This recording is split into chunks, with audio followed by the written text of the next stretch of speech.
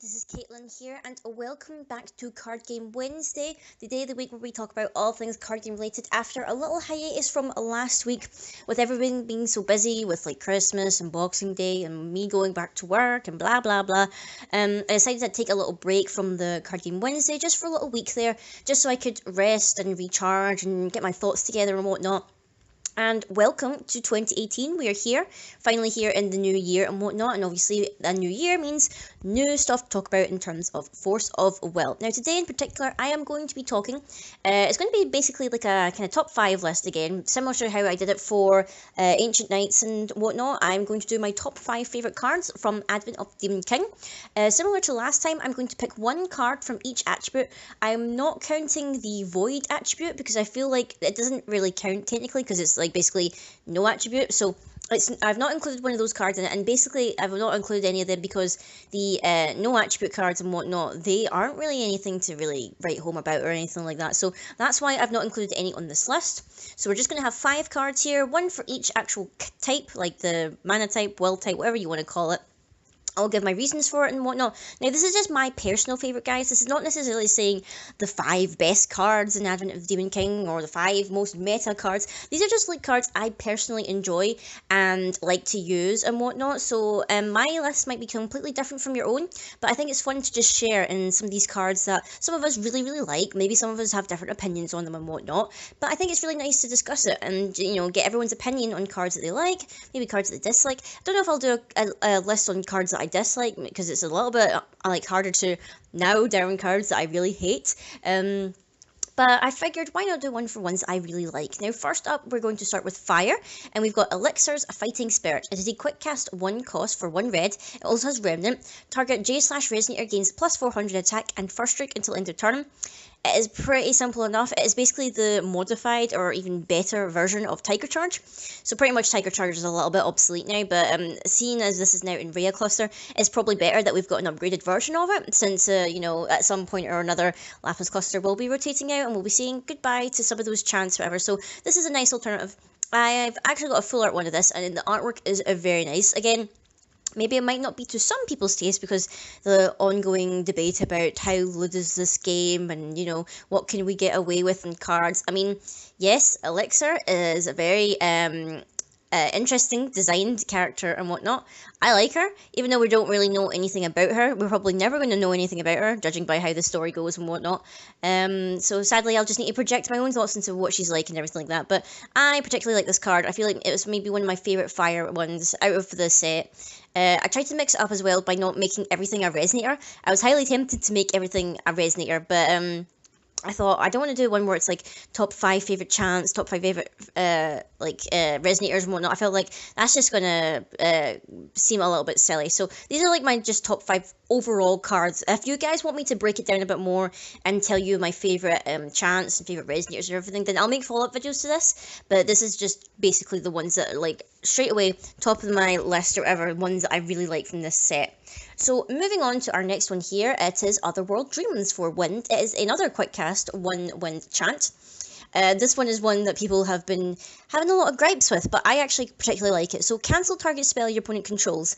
Then your opponent may play a card with total cost equal to or less than the total cost of the card cancelled this way from their hand without paying its cost. Now, I like this as a way of countering things because it feels like, you know, you can play like a little bit of mind game with it. It's like, you know, say your opponent is going to go big. They're going to like pay a lot for Final Battle, or they're going to pay a lot for, say, what's another one? Like maybe, oh, what's the name of it? I can't remember the name of it. Is it Demon Fire or something like that? The one where it's like the one that's got Came on it, and it's basically you can pay X, it deals 200 damage, and you can gain that much life if you pay a darkness. Cancelling stuff like that, and then saying to your opponent, okay, now you can play with the same cost, is really, really interesting because, or even if they do it with, say, something that is 1 drop or less, you know, if they've maybe not got something else in their hand that is only 1 drop or less, then they're not going to be playing anything else other than that. Or even if it is, say, Severing Winds, you know, Severing Winds technically cost 4, so that you would have to hope that, or they would have to hope that they have something in their hand that is at least 4 or less and is worth playing at that moment. Otherwise, they are just potentially wasting cards if they don't end up doing it. Because it does say may play, so your opponent's not forced to play something.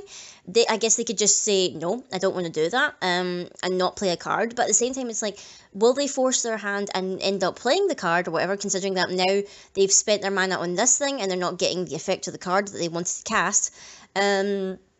That's one of the reasons why I really like it. Also, the artwork is really nice in this one as well. This one's an uncommon one, so it's just not like the normal like full art foily rare and whatnot, or rather variant. It's not like the proper textured one, but I think it's a really nice one, and it's very interesting. Like Gil is able to like see into a portal that maybe shows him a future or a past or something. Like the person in the picture does seem to look like Gil, so I don't know maybe if he's reminiscing on times gone or whether he's like looking towards his future. But I find it to be a very interesting card, so I quite like this one a lot. And I definitely run it in my green decks. Moving on here, we have Light, and this is actually one that became a favourite of mine, mainly due to pre-release. It is Ivy on the Floating Isle. It is a 2-cost resonator. It is 1 light and 1 void, 0 attack, 1000 defense. It's vegetation. This card can block J/resonators with flying. Whenever this card blocks a J/resonator, that J/resonator doesn't recover during its controller's next recovery phase. I love this card. I loved it so much in the pre-release and whatnot when I pulled it, because I had so much fun with this. Just basically stalling my opponent out for turns upon turns upon turns. Usually because this thing had decent enough defense that either their things weren't killing it, forcing them to have to mean that they don't recover in their next recovery phase, or like say I could like cast a spell to give it even more defense, even like a little bit of attack or enough attack to actually kill the thing that's attacking, which is great. Also, it's another thing for Light in terms of blocking stuff with flyers. Light is kind of easy-ozy on like actual good flyers right now.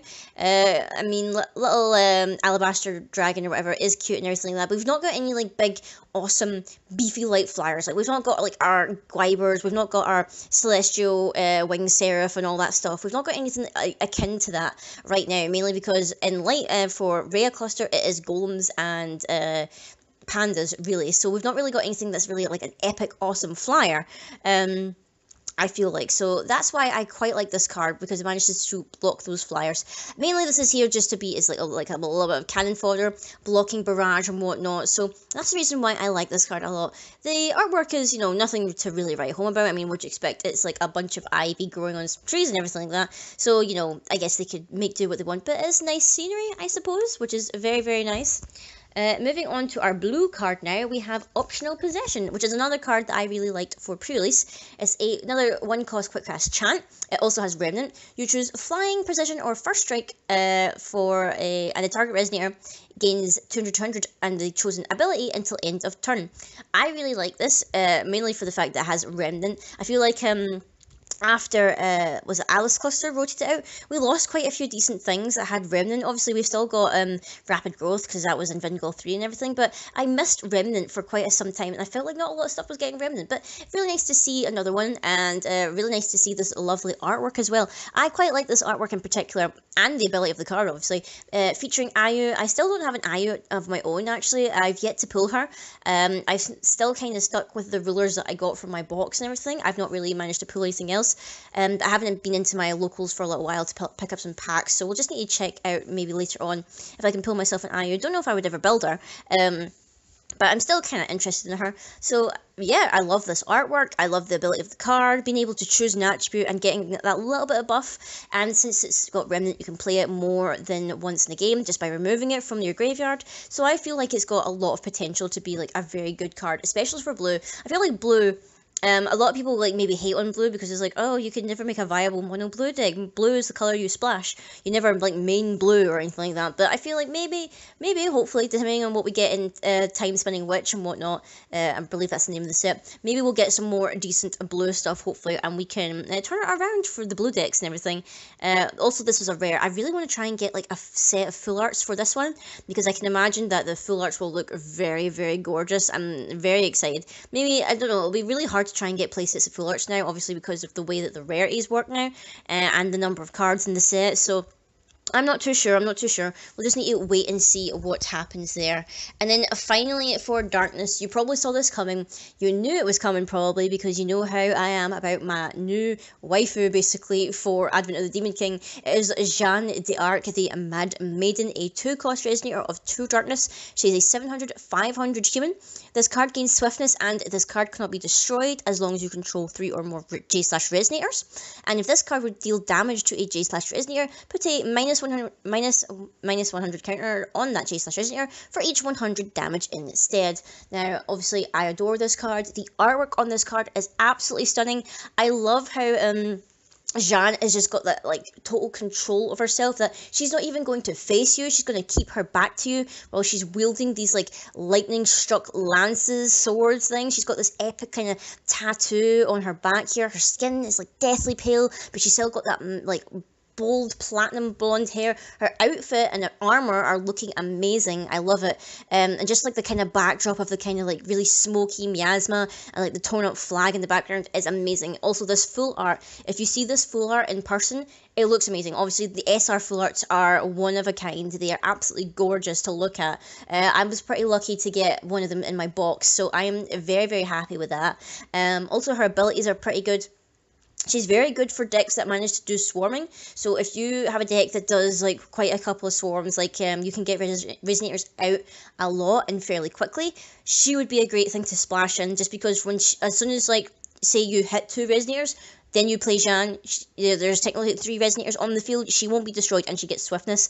And also her ability of putting minus counters on stuff is really, really useful.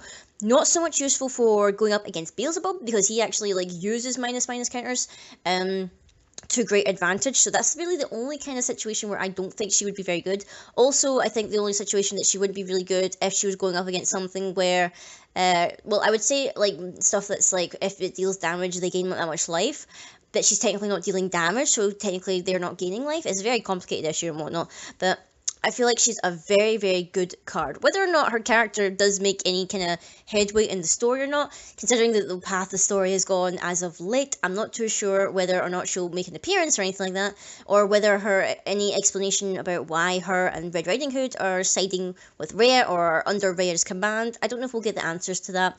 We probably won't. I would love to make speculation videos and whatnot about what the heck is going down in the story, but I feel like trying to interpret it now would be a little bit lost on like a lost cause technically. But I still enjoy this card, I still enjoy this character in all her many forms, and I particularly like her in this form. So anyway guys, that has been my favourite top 5 cards of Advent of the Demon King. Let me know down below if any of these cards are among your favourites, or even let me know down below what your favourite cards are. I would love to know what cards you particularly love, whether it's for their ability, whether it's for their artwork, or the character that's featured on it. I just want to hear guys what you think. And until next time guys, I will see you all later.